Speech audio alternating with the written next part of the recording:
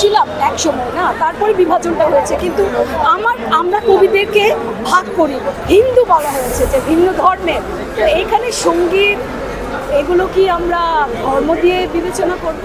আজকের আয়োজন সারা দেশের মানুষ আসলে দেখেই বুঝতে পারবে যে আমাদের আয়োজনের উদ্দেশ্যটা কী। কারণ আমরা আমাদের জাতীয় সঙ্গীত, আমাদের প্রাণের সঙ্গীত, আপনারা নিশ্চয়ই খেয়াল করেছেন যে যারা গাচ্ছিলেন, আমি শুধু দেখতে পাচ্ছি আমি কাঁদছি, উল্টা দিকের মানুষ যারা কাঁদছেন তারাও কাঁদছেন, যে এই সঙ্গীত আমাদের হৃদয়ের কতটা গভীরে। এই সঙ্গীত তো চেঞ্জ করা যায় না, আর এটা চেঞ্জ করার প্রশ্ন আসছে কেন? এটা তো মানে এটা আমাদের প্রাণের গভীরে কথিত, সো এটা চেঞ্জ করার নয়। উপস্থিতি দেখে টের পাচ্ছেন নিশ্চয়ই, এবং সারা দেশে যেভাবে মানুষ জেগে উঠেছে এই সঙ্গীত যেন নষ্ট না হয়, এই সঙ্গীতের বিপরীতে যারা কথা বলে তাদের শুভবুদ্ধির উদয় হোক, এইটুকুই শুধু আমাদের চাই।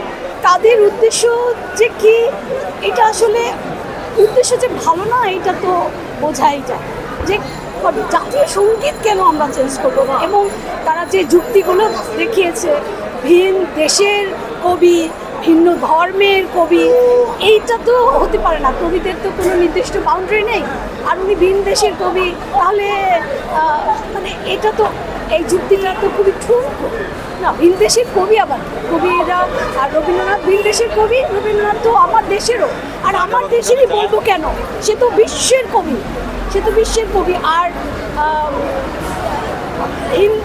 হিন্দু বলা হয়েছে যে ভিন্ন ধর্মের। তো এইখানে সঙ্গীত এগুলো কি আমরা ধর্ম দিয়ে বিবেচনা করব? তাহলে এটা তো আমার খুবই একটা, আমার বুদ্ধি যে খুবই মানে প্রসারিত না, আমি যে দৃষ্টিটা খোলা না, এইটাই প্রমাণ করে। তো আমি শুধু এটাই বলবো যে দৃষ্টি খোলেন, পৃথিবীটাকে দেখেন, ছোট্ট জায়গায় নিজেকে আবদ্ধ করে রাখবেন না।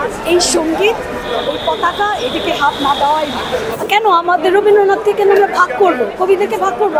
তাছাড়া রবীন্দ্রনাথ তো আমাদের এই দেশেরও, অন্য দেশের বলতে কে বোঝায়? যে আমি জানি প্রথমত যে অন্য দেশের, উনি আমাদের দেশের, আমরা ভাগ করবো কেন?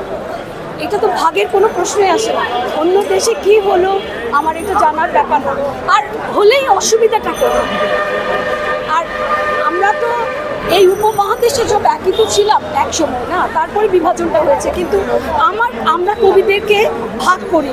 গানটার কথা কি, কোন প্রেক্ষাপটে লিখেছেন, এটা আমার প্রাণের ভাষা কিনা, এবং আমাদের একটা বিশেষ সময়ে যেটা যে আবেদন রেখেছে আমাদের মুক্তিযোদ্ধারা যখন ৭১ সালে যুদ্ধ করেছে, তারও আগে দেখেন সেই সময়গুলোতে এই গানটাকে আমরা অনুপ্রাণিত হলাম, এবং এই গানের যে কথাগুলো, এটা একদম মানে আমার মাটির কথা, আমার প্রাণের কথা, আমার পতাকার কথা, আমার কথা। তো এইটাতে তো কোনো বিভাজন থাকার কথা না। শেক্সপিয়ার কি আমার দেশে পঠিত না? শেক্সপিয়ার কি শ্রদ্ধেয় না? বা রবীন্দ্রনাথকে অন্য বিশ্বের সব জায়গায় চেনে না? উনি নোবেল পেয়েছেন, ওনাকে সবাই চেনেন। তাহলে এটা আমরা কেন বলবো? ইভেন আমাদের যে এখন উপদেষ্টা আছে ডক্টর মোহাম্মদ ইউনূস, উনি সারা পৃথিবীতে মানুষ ওনাকে চেনে না, তো ওনাকে কি শ্রদ্ধা করবে না? নাকি শুধু বাংলাদেশের ভিতরে ওনাকে আমরা আটকে রাখবো? তাহলে এই যুক্তিটা খুবই ঠুনকো। অবশ্যই আমাদের এই সঙ্গীতই থাকবে। এই সঙ্গীতকে আপনাদেরকে স্বাগত জানাই, যে আপনি গান দেখেন, প্রাণ দিয়ে গান। আজকে নিশ্চয়ই দেখেছেন যে পাকিস্তানে একটা লোক আটকে পড়ে আছে, সে গাইতে গিয়ে কাঁদছিল যে সে কত ভালোবাসে দেশকে। এই গানের তার রক্তে রক্তে ঢুকে আছে এই গানের সুর। সংবাদ, ফিচার ও অনুষ্ঠানের জন্য ভিজিট করুন সংবাদ প্রকাশের ওয়েবসাইট এবং যুক্ত থাকুন ফেসবুক পেজ ও ইউটিউব চ্যানেলের সঙ্গে।